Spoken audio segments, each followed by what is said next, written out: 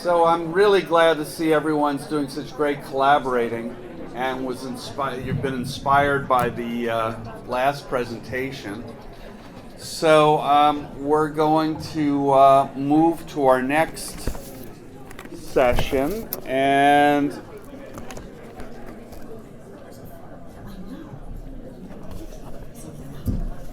we're going to move to our next session, and we're going to be talking about legislation and policy, and as it relates to the world of reentry. And we are so fortunate. We've really had some extraordinary speakers, and we have two extraordinary women here. Let me begin with State Representative Emily Kinkead, and she's on page 16. Well, we have a long brochure. 16 of the brochure begins Emily's Representative Kinkead's. I'm so like familiar. Yeah. So anyway, she has this great bio, and there's just a million. First of all, she's a lawyer, which may or may not be a good thing. I am a lawyer too, so you've a real problem. But she serves as the chair of the Judiciary Committee on Crime and Corrections, and that's certainly right on point for what we're doing here. She also serves. I'm leaving out about 99% of it.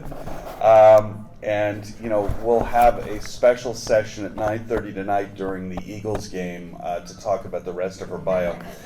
She currently serves on the board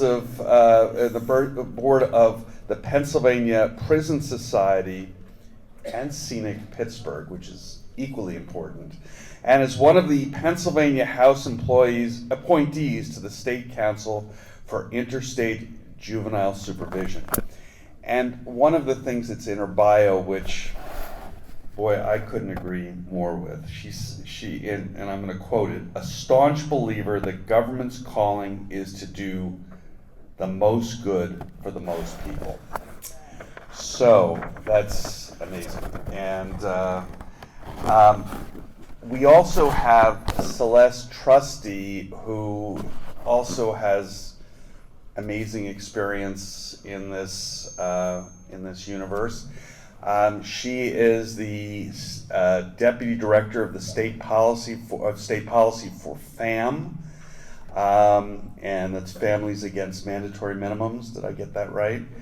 And she's working, very hard to see if we can change the law. I suspect this is not the first time you have spoken to each other. As a matter of fact, I suspect you've got a hotline between the two of you.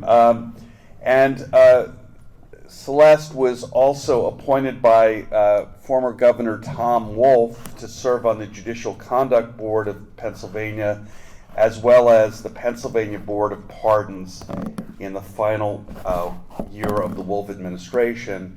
And she oversaw the Commonwealth's clemency process.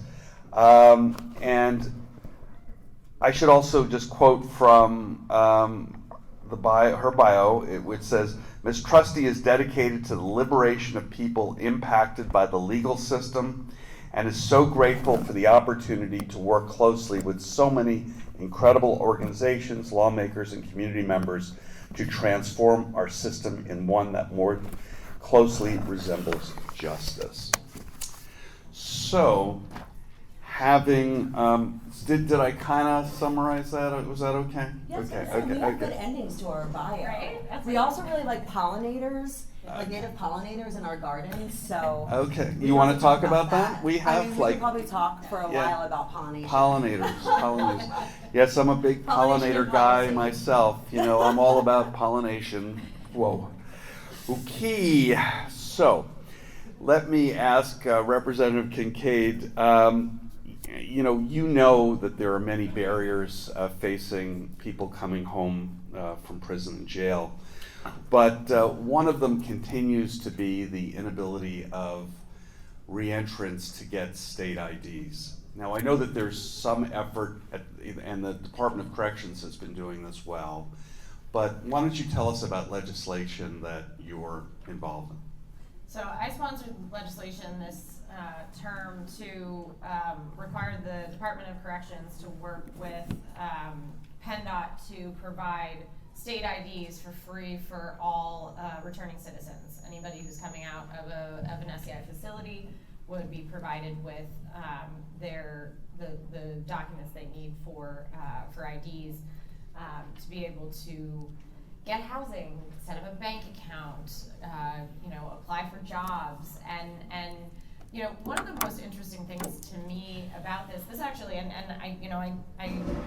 I think it's important to give credit where credit is due. This actually was a bill that was brought to me from an intern she was doing a fellowship actually with the Professional Licensure Committee, but was like, hey, I have this idea that I'm working on as my fellowship project, somebody told me that you might be a good person to kind of take this, and it's strangely enough, despite myriad classes of fellows that have come through the state capitol, apparently none of the fellows have ever gotten their bills actually introduced, let alone had a vote on them, and we got it out of the House.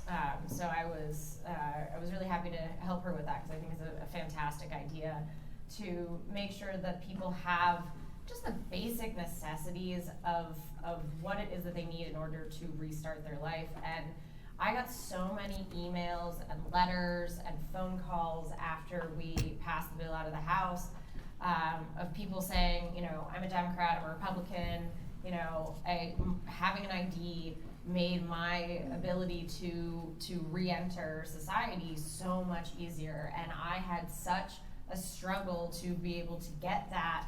And if I had not had the support system that I had, I would not have been able to do it. And I can't imagine the people who don't have the support system that I have when I was re-entering to be able to do that. And it's across party lines. It's just so simple and so critical. And unfortunately, it ended up being a party line vote in the House. So I think there's a lot of work to do to really educate people, because what the argument around it became was that, well, this was going to allow undocumented immigrants who are in our prison system to, that the DOC was going to be providing them with social security cards and then IDs, and therefore they would be automatically registered to vote, and then there would be issues with voting. And first of all, turns out the DOC, despite this law, does not actually have the ability to override other laws. And so there is a little bit of an intentional misunderstanding of how this would work and why it's necessary, and so we certainly have a lot more work to do to educate my colleagues about just why this is such a simple but critical piece of helping people to re-enter. And just as a follow-up on that, does the bill just speak to the Department of Corrections, or does it speak to county jails? It is just the Department of Corrections. So may I make a motion on the floor to refile that, let's just say it doesn't get through the Senate this term. You heard? In the next couple days? Yeah. Yes, that's what I mean. So And I have every intention of refiling the bill, and I think, yes, we've talked about this, that it should include our jails as well, and working to make sure that to the extent that we need to provide funding for the jails, that we should be doing that, because there are so many people that are housed in our jails that never actually make it to an SEI facility, that also need IDs and need an ability to restart their lives, because it's astounding to me how much of your life you can lose for being detained in a jail for 3 days. Mm-hmm. Yeah. So I think I also mentioned that PennDOT has actually been great working with PARC on this, and we have this process, but it's taking forever, over a period of, let's say, 4 or 5 years. I don't know exactly, maybe 8 or 9 counties, maybe 10 counties have created a process where people coming out of their jails can get IDs, but that means 57 have not. So that will be, that's really important.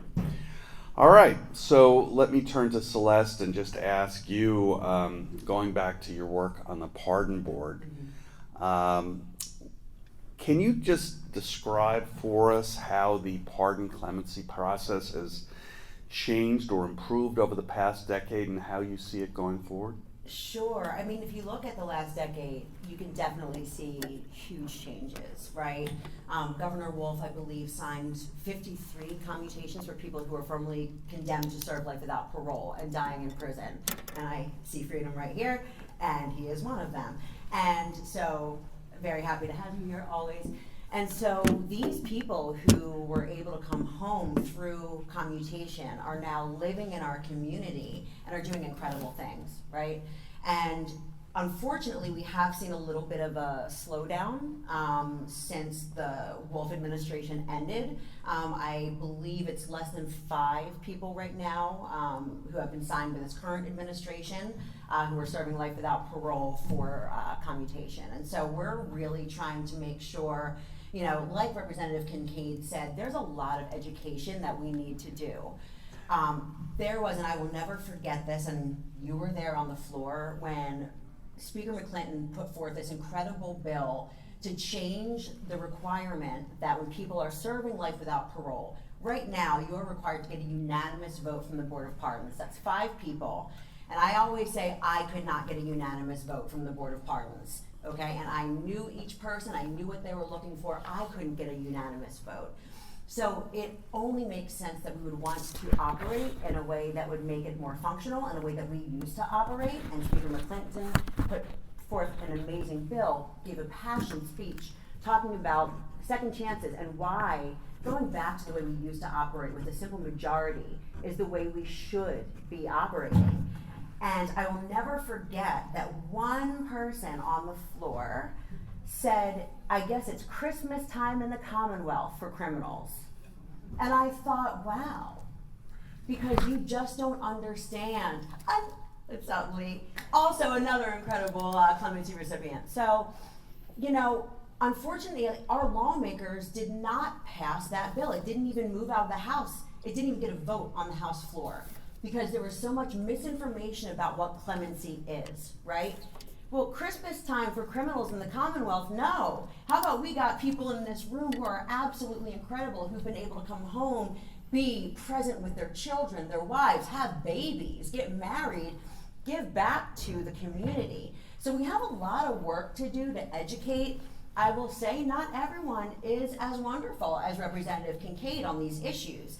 So we have to take it upon ourselves to make sure that our electeds and our community members understand that clemency, reentry, these are issues that matter to all of us, and supporting them benefits all of us, even if you're not incarcerated, even if you don't know someone who's incarcerated, you're paying for this as a taxpayer. So I think it's really important, you know, to sit there and let people know who we have in prison that we're trying to bring home.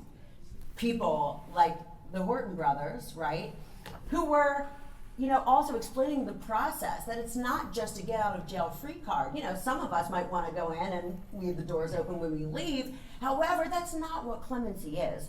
So it's really important, I think, for all of us to make sure we understand and that we're educating our lawmakers, educating our community members, our loved ones about why we need to look at clemency as a part of reentry as well. So I have an impossible question for you, Representative Kinkead. So, you know, you have the remark by that honorable co-representative on the House floor, whoever that person is, so I'm not insulting anybody. But what can we, this group, we have a lot of people who are here and a lot of people who are not here, because we have coalitions all over the state. We have a lot of people who are supporting this work. What can we do to help educate people on both sides of the aisle, as well as in both houses of the legislature? Is that easy? Actually, like, it kind of is, because really the the work to be done is really just to have the conversations and to humanize the issue. Because it's really easy to say that, you know, we're not for the criminals when you don't actually know anybody who's been impacted by our criminal justice system, or you were a police officer or a prosecutor, and so your interactions with folks have been on sort of the other side of things. But I think that there's a real need to have conversations with people who may not seem like they would be receptive to the idea, and to continue to have those conversations with those people, because it's easy to have conversations with people like me, because I'm already there. You don't have to convince me of anything. And you know, I welcome anybody to come by my office if you just need sort of a palate cleanser after having some of these really tough conversations. Because it's hard. They're not easy conversations. They're not going to be always pleasant conversations. But those are the conversations that we need to continue to keep having, because even people who say, no, absolutely not, you still need to continue to have the conversations, because having the conversation, the mere fact of having the conversation moves the ball forward, because it's easy to ignore it if you never hear about it, if nobody ever shows up in your office, if people write you off and say, well, they're not for this issue, and so we're not going to ask. But you know, it's something that I'm on the leadership team of the Progressive Caucus as well, and it's a conversation I have with them often, is that, you know, we may not get everything that we want right away, but we are having conversations now that we were not able to have last session and the session before that. We are having conversations about things that people were not listening to, and now they are, and that is progress too. And you know, change is incremental, and it's incredibly frustrating, but that is how it happens, is that you continue to have these tough conversations with people who may not seem receptive, but they get to know you, and they get to know the people that you bring in, and they get to know people over time, and they can name drop like Celeste whenever anybody walks in the room, and it humanizes an issue that they would otherwise just knee-jerk reaction dehumanize, and I think that that's really the key. Well, just to follow up on that, is it possible that, and I'm not suggesting a hearing, but maybe that would work, on reentry, or a series of hearings on reentry? You know, I don't know if I told you, but I did go to Justice Brobson's chambers on a number of occasions, and I brought with me Kelly Evans from the Department of Corrections, and Charlotte Plains, who's a reentry coordinator, but our reentry coordinator, but also people with lived experience. And it seems to me that when people see people and hear their stories, I mean, we at Shuja give this amazing presentation with his films. We've got Eric, we've got Mark, we've got, you know, so many people, just the Horton brothers. We've got so many people in this room who could speak eloquently about who they are, where they've been, the mistakes they made, and where they are now. I've got to believe it would change hearts and minds, but I don't know. Yeah, and I think it absolutely would. I think that the issue is trying to get people into those rooms. We have had some hearings on, I think, really important topics this session with the Judiciary Committee, but you have to get the members that actually need to be educated to show up in that room. What if I bring bagels? You know what? We are very much like piranhas, and so if you bring the food, you may get people to show up. But yeah, I mean, I think it's really critically important to continue to have these conversations, and in sort of a both and kind of way, where it's like you're bringing the conversation to people in their office, and you're also giving them an opportunity to come, maybe watch some of these videos with these really powerful stories, meet people who are doing this work, and continuing to invite them into spaces that they may not otherwise come into, and I think that eventually you kind of chip away at the armor on that. So I think we just have to continue to do that work. Okay. So Celeste, let me ask you this. You're fighting for reforms, all across the criminal law, really, involving the punitive sentencing laws and the underlying policies. Kind of how are we doing and where are we going and what's the hope for change? Not a small question. Yeah, so look, how we're doing is I live my daily life frustrated, right? Because how we're doing is we have a legislature where sometimes things get moving and then sometimes they stop, right? And a lot of the work I do is specifically reliant on the legislature moving or agreeing to do things. But at the same time, I will also say in the last 10, 15 years, again, a lot of people in this room wouldn't have been here if it were not for the work that's been done, slow or not, right? So, hey, I wish we could walk into the Capitol today and say, look, these are the bills we want filed, and right now, look, we got this, one seat advantage, and but that's not the way it works, right? And, I think what we all need to recognize is as constituents, right, we are all constituents. It's upon us to make sure our lawmakers understand and should care about those issues because, you can go and talk to a lawmaker and sometimes if you're not the one electing them, they're not gonna listen to you. But a lot of people don't recognize that if they're elected, they have constituents who are impacted in their districts. And so you bring those people there. The other thing I want to also mention is a lot of the work we've been doing is trying to bring electeds into the prisons.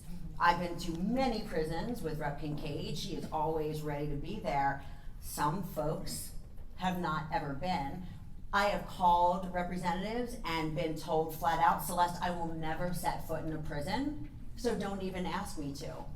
I'm going to continue to ask you to, but when you go into a prison and recognize the people that we're trying to bring home, it's people like Eric, who I've known for many years while he was incarcerated, people like the Horton brothers, people like Shuja, right? People who are actually better than I am, but every morning I get up and people trust me, right, to make decisions. And it's really always incredible to me because you always hear lawmakers who are like, you gotta be tough on crime and you do the crime, do the time, but you walk around the Capitol with folks who have come home. They're dressed nice, they look better than we do. And guess what? The lawmakers approach them in a very different way, right? Shouldn't be that way, but it is. So it's really important to bring people to storytelling, right? Tell people who you are, who we're incarcerating. And that, I think, has made a big difference. The legislative hearings right now are, we have had, like Representative Kinkead said, a few great legislative hearings this session, but not everybody shows up. And unfortunately, the people who tend to show up are the people that we don't really need to talk to. It's the people that we know are on our side. So we have to do a better job, I think, and one way that I keep thinking about how to do this, which I think is a great reason why, even though I don't specifically work on reentry and I work on acts of liberation, getting people out of prison, but everybody in this room is interested in reentry, we need to diversify how we talk about prison and incarceration. Because as we heard our previous speakers talk about, it impacts housing, it impacts our business world, it impacts healthcare, it impacts all of these systems that so many people do care about.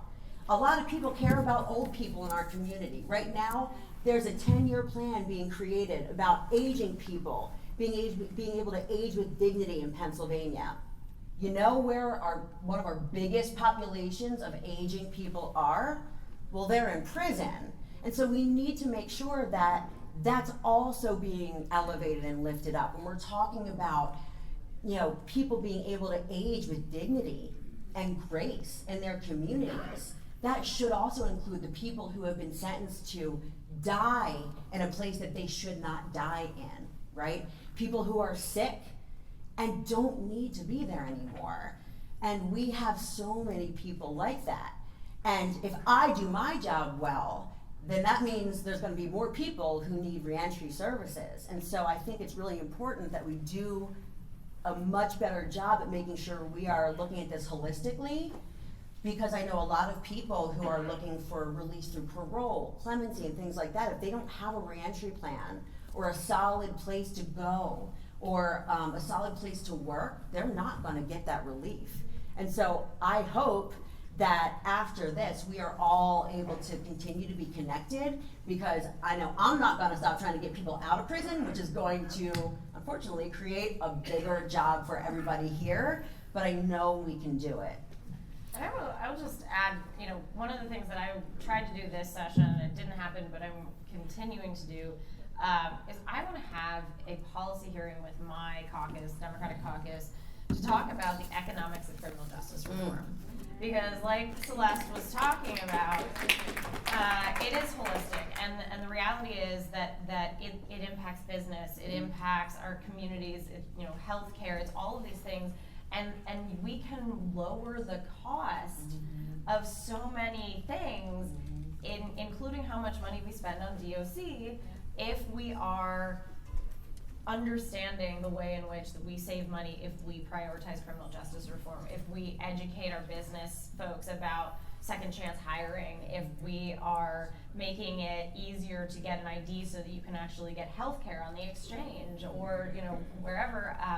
Just, you know, all of these barriers that we have put up, and I think that that's something that we have to talk about. Because one thing that I have run into, because we have a 1-vote majority in the House,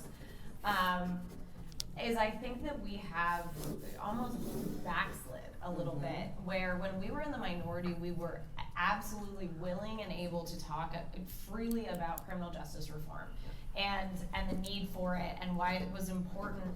And then we got the majority and we're trying to hold it by 1 vote, and we sort of fell right back into the trap of the way that we keep our majority is by, you know, lock them up and throw away the key kind of politics, where, you know, we can't do criminal justice reform.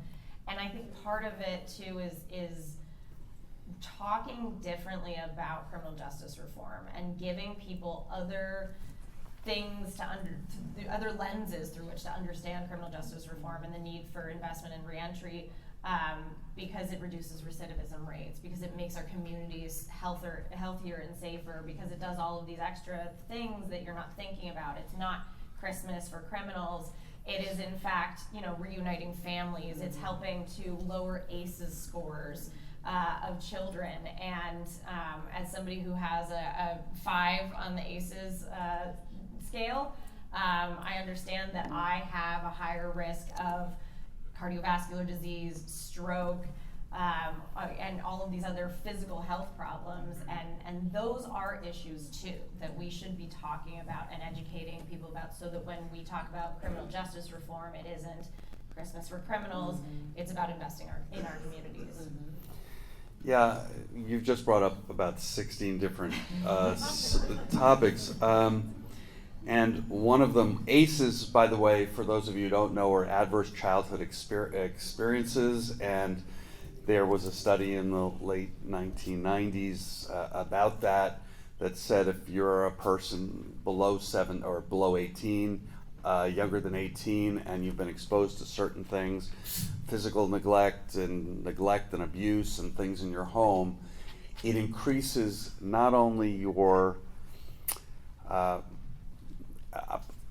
potential or the risk to being at a higher risk for major diseases like heart disease and cancer and leukemia and diabetes and things like that, but as well as the emotional side. It impacts your brain development for a child, toxic stress and things like that. Anyway, but it seems to me that as a subject, and this idea that you just said, that even if you're super tough on crime, you don't want people to recidivate unless you feel like everyone should get a life sentence without parole. So why, I'm trying to understand. I mean, I kind of understand because I was only a prosecutor for 35 years. But why is it that, let's say, judges, or not judges, legislators would not want to go to prison to see the conditions and how people are doing? Why is that? I think because it's a hard thing. I think that not everyone who is elected is a public servant. I'm on stage with a public servant, and we are lucky to have a number of people who get into elected office to serve the public and make their communities better. Some people get into office and just like the title, the perks, the car, or whatever it is. And so unfortunately, people refuse to understand the issues that actually impact them. Now, as Pennsylvania, the third largest thing that we give money to every single year is corrections. Human services, education, and corrections. And that makes me sick as a taxpayer. And it's really frustrating because so often we'll sit there and say to these children, right, you're not worth the investment on the front end. I live in Philadelphia. A lot of our schools, we don't have textbooks. We have one nurse for the entire school district, right? Our kids are going to school having to go and see police in the schools. They don't feel safe. They don't have what they need. But you get in trouble. Oh, we have so much money. We have unlimited resources to invest in you to keep you in prison. What are we telling our kids? What message are we giving them? If they wake up every morning and don't feel safe walking to school, and our legislators don't care, right? They will sit there and feel that you go in and you can't learn because you don't have a textbooks. But you know what? Your legislators don't care. But you make that first mistake, they all show up. They all show up, and all that money is just there. Government finds the money for what they want to prioritize, and that is the biggest thing I learned while I was in office, is that if government wants to do something, they do it. And if they don't, they don't, which is why we are in the situation we're in right now, because everyone likes to sit there and say, I am better than you, and I will other you. I am an elected, the honorable, right? I've never made a mistake. We work with a lot of the people who are elected. They make mistakes all the time. We see them in the bar, right? And guess what? Reporters write stories about them, right? We are all human beings who make mistakes. And unfortunately, the legislators don't act like that when they're legislating. They sit there and say, well, it's Christmas for criminals in the Commonwealth, instead of sitting there and saying, no, we're talking about people who've been incarcerated for 30, 40, 50, 60 years. Have you changed in 30, 40, 50, 60 years? Because I have. And so I don't understand this idea, because again, I serve with empathy and I lead with empathy. I don't understand how lawmakers can sit there and get elected and tell the people who are in their district, I'm going to serve you, and then go to that capital and do the opposite. Because what people are doing by continuing to not let people out of prison and continuing to not support this front end, so we're not continuing to invest in the system that we have now, that is a shame. And unfortunately, not enough people lose their jobs when they do a bad job at representing the people. And so that's the issue here, is that if I do a bad job, I get fired. And I think most people in this room will get fired if we do a bad job. But unfortunately, we have a lot of elected officials who are doing a really terrible job for our Commonwealth, who are still just scooting by with a real nice salary and a taxpayer-funded car. So we need to let these people know, look, you work for us. You work for us. You were elected. Now your job is to serve us and make our Commonwealth better, and not sit there and say we only have money to invest after someone does something wrong. And I think, sort of simply too,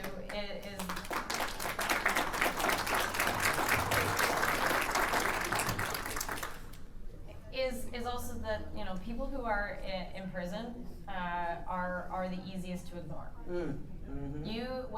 When you're talking about showing up in your community and showing up for your constituents, it's easy to go to the trunk or treat, and it's easy to go to, the Labor Day parade and throw candy, or the 4th of July parade. And those are the people that, they'll come to your office and, hey, I need help with, my PennDOT paperwork, with this, with that, and wield their vote. But if you don't have a prison in your district, or even if you do, most of the people that are in there are not actually from your district. and none of them can vote. So, you know, at least while they're serving time, and so there is absolutely no motivation to care about what it is that's going on in there, and how, you know, they get back into society, because you don't feel like you owe them anything. So unless you come in with the mindset that you owe somebody something merely because, hey, we are state legislators and we oversee our corrections facilities. We have the oversight over them, which means that they are, all of the people that are in there are in our custody. And if we can change the mindset to say, you absolutely owe an obligation to these people, because more than anything, those are the people that you have to care for, because they are in your custody. They do not have liberty, they are in your custody. And you cannot ignore them, and you should not ignore them. And if they struggle to get back on their feet when returning to society, that is on us as legislators, because we are not providing the tools for people to succeed and not go back to prison. So there's no passion here. So let me ask you this. This is a great opportunity for some people to ask questions to the dynamic duo. Anybody want to start? Okay. Oh, you do have a question. Thank you, Rob. Thank you, ladies. How would you frame the appeal to the representative? This is to the representative and Celeste. Because when Celeste is describing the urban situation with children in the city, those are the Democratic representatives. And so when you say you're speaking to the choir, we need to talk to the other side of the aisle. Well, I think you need to talk to them too. How would you frame it differently that it is something that resonates with them? I mean, I think you got to do a little bit of research on the different representatives. You know, people will tell you why it is that they got into office, and believe them. So if you are talking to somebody who's in an urban area and you're talking about, you know, ending the school to prison pipeline, you're talking about, you know, making sure that somebody who's coming out of prison has what they need in order to go back into the community and be a safe person and be a you know, fully contributing member of society, so that, you know, they're not harming the community again. And then there's other people that, you know, that doesn't resonate because they don't think those people live in their community. That's a Philadelphia problem, that's a Pittsburgh problem. But, you know, you talk to those people about, you know, making sure that we're not wasting taxpayer dollars on you know, a ton of stuff. You know, like Celeste was saying, it's the number 3 expenditure in the state. And also, you know, our corrections officers are in the same kinds of, you know, they eat, you know, not sleep, but they breathe the same air, they drink the same water, they eat the same food as the folks that are in the SEI facilities. And if we are not providing, you know, a healthy environment, and we are not investing in programs to help people get to a place where they are, you know, like, you know, earlier, heal people. If we're not getting to a place where we are healing people, they could potentially pose a risk to our corrections officers. And don't we want to solve that problem too? And so why are we not investing in programs to make it safer? I don't know how familiar any of you guys might be with the program at SEI Chester with Little Scandinavia, but it's been an incredibly successful program of bringing in the Scandinavian model into the SEI facilities, and really turns out, shock of all shocks, and I know you guys are, it's going to be groundbreaking here, when you treat people in incarceration with dignity, you don't have the, you know, levels of violence, you don't have the incidents, right? And you know, they have had no incidents where there's, you know, anybody's ended up in the restricted housing unit. They solve their own problems. They work through things together. They have reciprocal relationships with the corrections officers, And not only has quality of life improved for the folks on that unit, but also for the corrections officers on that unit. And they've lost weight, they have less, anxiety, depression, they're mentally, they're in a better place. So I think talking about all of those things, about again, looking at sort of the economics of criminal justice reform and how it impacts all of the outside things, I think that's a really compelling argument to a lot of people that would otherwise not necessarily care about the individual person because they committed a crime. And I want to follow up on that, and thanks for the question, Z. FAM partnered with corrections officers at the federal level to get the Federal Oversight Act passed, because people weren't listening to us when we were sitting there talking about prison conditions and the people who were incarcerated, who were suffering. But once we brought corrections officers in who were like, actually, if they're suffering, we're suffering too. This is our environment, this is our work environment too, and we want better conditions to work in, which means people need better conditions to live in while they're inside. That was able to get the Federal Oversight Act passed, which was crazy. People didn't think it would happen. And so we're utilizing that model to start partnering with different corrections officers, unions, and things like that across the country to look at how we can partner to actually talk about criminal justice reform in a way that is not us versus them, Democrat versus Republican, just people versus people. Everybody wants to work in a place that feels good to work in. You want to look forward to going to work, right? You want to look forward to your day. It only makes sense. And so I think that's a really good thing to talk about too. And then, Rep. Kinkead was talking about dollars, and I think it's really, and I was talking about this earlier, how we need to broaden how we talk about this. When you're looking at who you're about to talk to and try to convince, look at what committees they're on, right? Say somebody's on the Health and Human Services committee. Guess what? How does Health and Human Services interact with criminal justice reform? And how could you talk to that lawmaker who has to be interested in that, committee issue, because that's part of their job? How could you bring that to them? Look at their bio, right?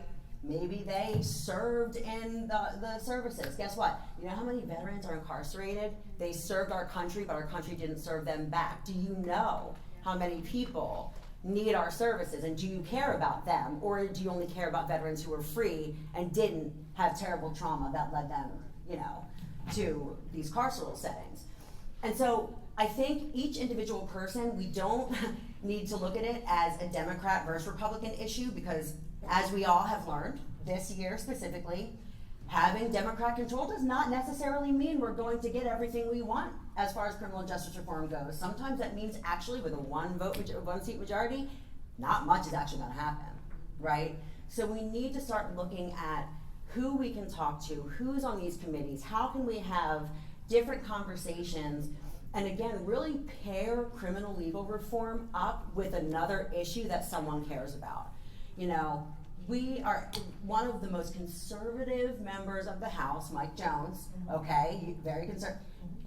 We agree on nothing, okay, nothing. However, we agree on this one little thing about criminal justice reform because he came from a business community before he was elected. And so we have one thing we can talk about and agree on, right? Anything else, I will probably argue until I'm blue in the face, but this thing works. So we see each other in the halls and we're just friends, right? Because we agree on this one thing. So find common ground, even with someone you think might be your complete enemy in this battle, because somehow someone will figure out what it is that's going to make that person understand. I hope.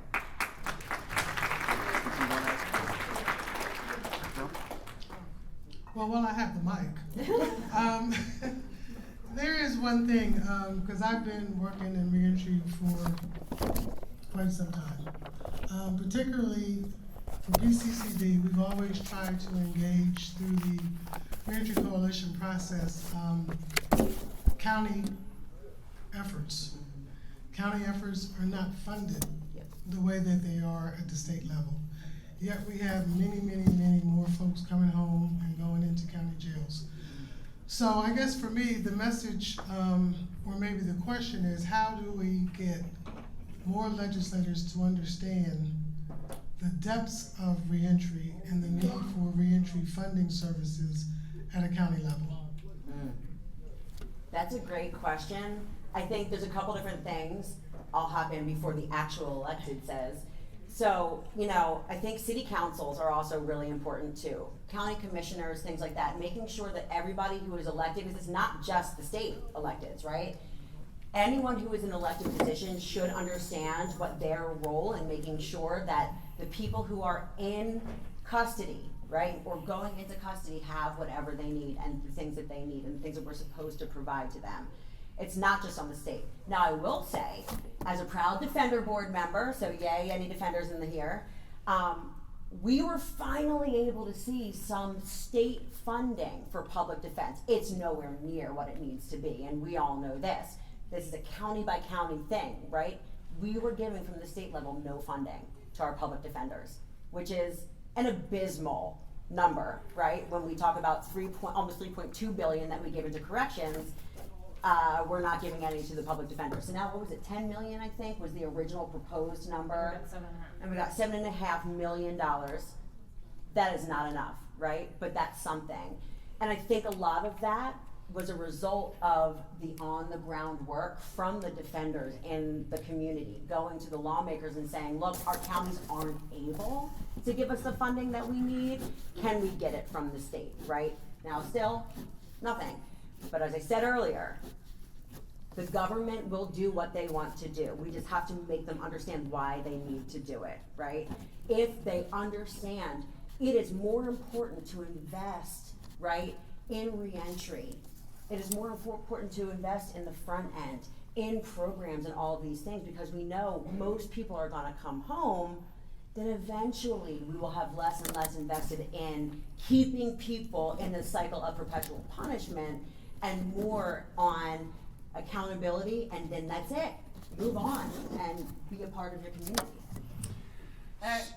Go ahead. I'll just add quickly that I think there also tends to be a disconnect between like things that happen at the county level, at the city level, at the state level. And so as a state legislator, I think that, again, it comes down to education and helping us to connect the dots, because I think a lot of my colleagues, even the ones who are of my mindset, end up sort of with their blinders on and looking at, we are state legislators, we're looking at DOC, we're looking at the SEI facilities, and we're looking at what DOC is doing for reentry and what people are what's happening coming out of an SEI facility, and one, I think there's a lot of people who just don't understand that when you talk about the DOC, you're not actually talking about county jails. Prison are different. They're different things. They're different funding schemes, and so they're not necessarily putting that together. They think that there's a degree of like, well, if we do this program at the state level, it fixes the jail stuff, right? Because it's the same. But it's sort of educating them on that, and making sure that people understand that when we talk about addressing things at the state level, that we also have to include, like, with the IDs, like we were talking about, that we should include the county jails and helping them to implement the same kinds of programs and providing the same or providing enough assistance that they are able to sort of meet the mandate. So just two quick thoughts as we come to an end. One is, I think that you should consider having people from the Department of Corrections speak about the amazing work they're doing, because we've got some people here and who I have been involved with the department in various ways, first as a prosecutor, now doing what I do now, but for more than 35, 6, I don't know, a long time. And they're in a different place, and they really get it about reentry. They get it about trauma, and they've implemented a trauma-informed initiative for the entire prison. They've trained everyone. So I think if people in the legislature said, wait a minute, why are the corrections people saying this? That might be a game changer. The second thing is, I, as a member of the Attorney General's office, cannot suggest legislation. How dare I? But people have said to me that there should be a line item in the budget for reentry. Now, that's not my idea. But I just want you to know that some very influential people are sitting right here. I, of course, have no opinion about that. But you might want to take that back and just consider that that's a possibility. Anyway, so I want to thank Representative Kinkead and Celeste Trusty for this very passionate, great a session. I think that we have the most valuable legislator award and most passionate person award that we can give out. We'll do that later in the bar. But so if you stay around, we'll have a great time, and you're going to root for the Eagles even though you're from Pittsburgh. So anyway, so thank you, and could everyone please thank you.